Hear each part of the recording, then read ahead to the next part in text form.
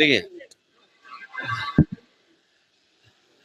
Bharatiya Janata party को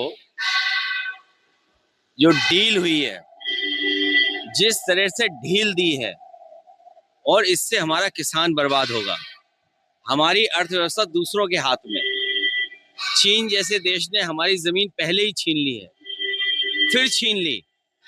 उसके बाद आप बाजार भी उसको दे रहे हो। इधर जो डील की है, इसमें भी बाजार आप दे रहे हो। रशिया से पहले कारोबार कर रहे थे, अब आपको संबंध किससे बनाना है? चीन से अच्छे संबंध अच्छे बनाएंगे आप, या रशिया से संबंध अच्छे बनाएंगे, या अमेरिका से बनाएंगे?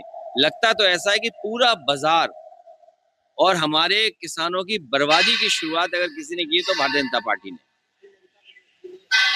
मुझे खुशी है कि सुप्रीम कोर्ट ने आदरणीय ममता बनर्जी की बहुत सारी बातों से सहमति करके और इलेक्शन कमीशन को कहा है कि इन चीजों पर विचार करें, और मुझे उम्मीद है कि उन्हें न्याय मिलेगा।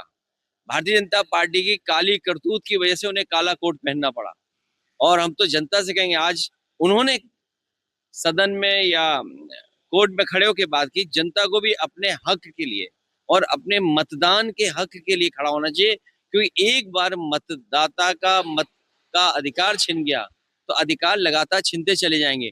जमीन का अधिकार छिनेगा, राशन का छिनेगा, आपकी विरासत का छिनेगा, आपकी नागरिकता का छिनेगा। ये भारतीय जनता पार्टी केवल छीनने का काम करती है, कुछ देने का काम नहीं करती।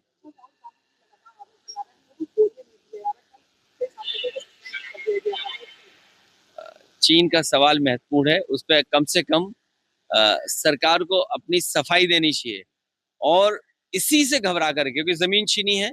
रेजांगला मेमोरियल जहां था वहां नहीं बना हुआ है।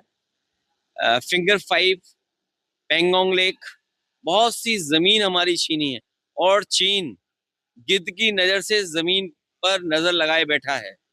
हमें अपनी नेशनल सिक्योरिटी, इंटरनल सिक्योरिटी पे कम से कम बात करने का, और विपक्ष को, केवल राहुल गांधी जी नहीं बल्कि और विपक्ष के नेता, टीएमसी है, समाजवादी पार्टी, अपना पक्ष रखना चाहते हैं, लेकिन सरकार पक्ष सुनना ही नहीं चाहती है।